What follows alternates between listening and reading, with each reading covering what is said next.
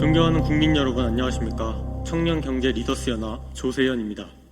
지난 8월 5일 추미애 경기도지사는 취임 한 달 만에 경기도를 부도 상태라 발표하였고 긴축 재정을 선언하였습니다. 저는 오늘 국민 여러분께 묻기 위해 이 자리에 섰습니다.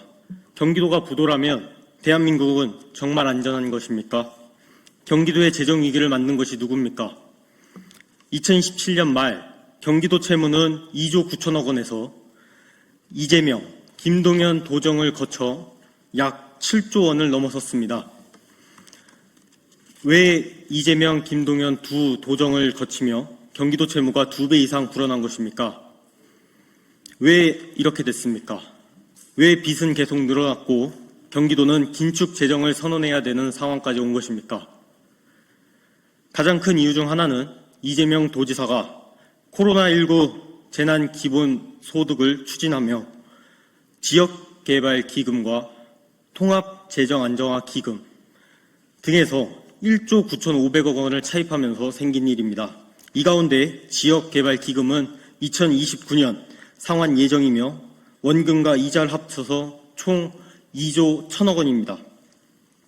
이 청구서는 결국 받는 것은 경기도민과 지자체입니다.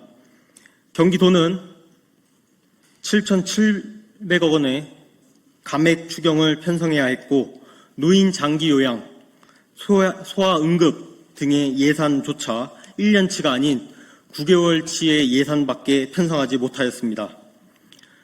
경기도가 멈추자 31개 시군 지자체들이 모두 멈춰서고 있는 상황입니다. 지역 인프라가 늦어지고 지자체가 해야 할 사업을 진행하지 못하고 있습니다.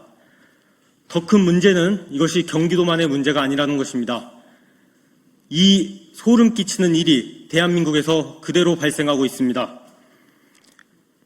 지난해 국가 채무는 1,300조 원으로 전년 대비 약 1,300조 증가했습니다. 1997년 국가 채무 공식 집계를 시작한 이후 연간 증가폭 최대치입니다. 2026년 예산 기준 국가 채무는 1,414조로 GDP 대비 약 52%입니다.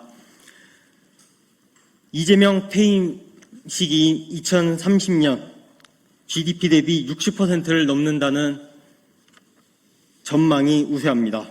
이것이 과연 무엇을 의미합니까? 우리가 지금 쓰는 돈의 상당한 부분을 미래의 대한민국과 국민이 갚아야 된다는 것입니다. 이재명 정부 임기 동안 나라 빚이 500조가 넘게 늘어나는 실정입니다. 경기도에서 빚내서 당장의 재정을 버티고 결국 도민에게 청구서가 돌아갔던 일을 반복해서는 안 됩니다. 그 빚에는 이자가 따라옵니다. 국가 이자 지출은 2026년 약 34조 원으로 전년 대비 13% 증가하였고 2029년에는 약 45조 원을 국채 이자로 지출할 예정입니다. 이 돈은 R&D 예산 35조, 중소기업 예산 32조보다 훨씬 더 높은 금액입니다.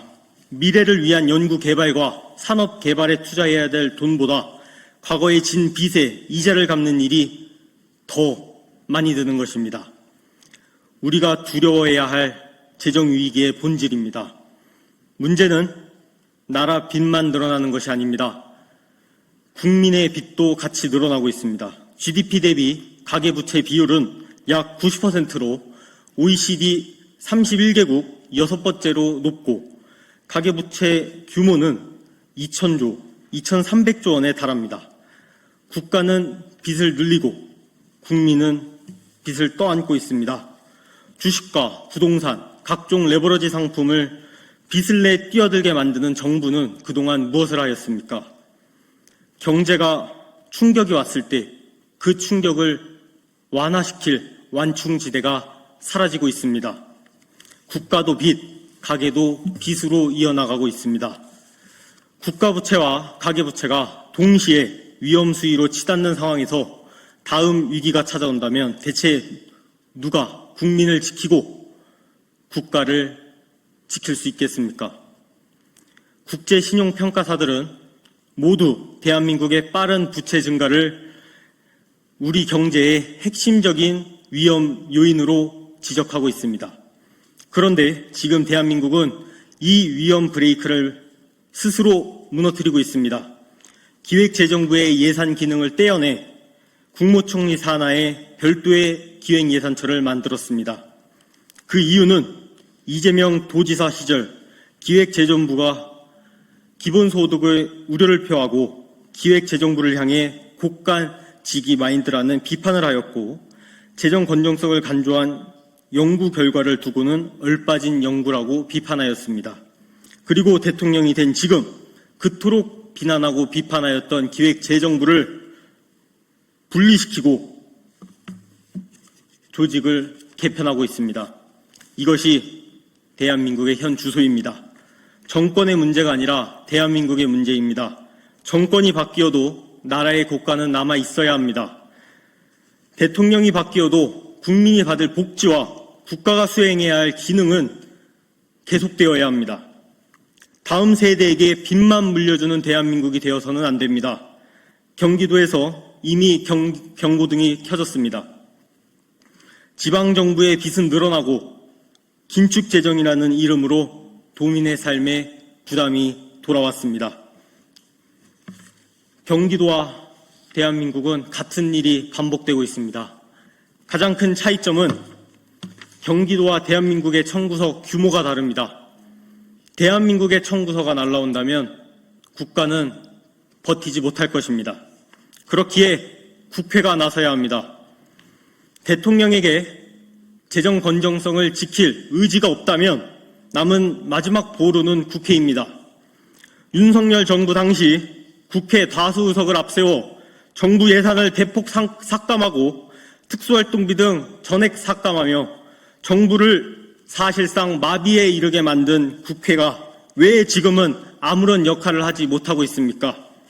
윤석열 정부 때 재정 건전성을 강조하며 예산을 삭감한 국회가 이재명 정부 앞에서는 아무런 일도 하지 못하고 있습니다. 국회는 2027년 예산부터 무분별한 재정 확장을 확실하게 제동을 걸고 지출 구조와 예산 우선순위 재조정을 통해 대한민국의 국간을 지켜야 합니다. 지금 줄여야 할 것은 국민의 미래가 아니라 불필요한 국가의 지출입니다. 존경하는 국민 여러분, 경기도의 부도선언은 단순한 지방정부의 재정 문제가 아닙니다. 대한민국에 보내는 마지막 경고장입니다. 나라의 국간이 텅 빈 뒤에는 위기가 왔을 때 국민을 지킬 방법이 없습니다. 지금 멈추지 않는다면 청구서는 우리 세대가 받을 것이고 미래 세대가 받게 될 것입니다. 빚은 지금 정치인들이 만들고 생색은 지금 오늘의 정치인들이 만들지만 그 청구서는 미래의 국민들이 받게 됩니다. 이제 멈춰야 합니다. 국민의 민의를 받드는 국회가 재정의 마지막 브레이크가 되어주시길 간곡히 촉구드리는 바입니다. 우리 세대와 다음 세대에 감당해야 할 빚의 굴레를 끊어내 주시길 간곡히 부탁드립니다. 감사합니다.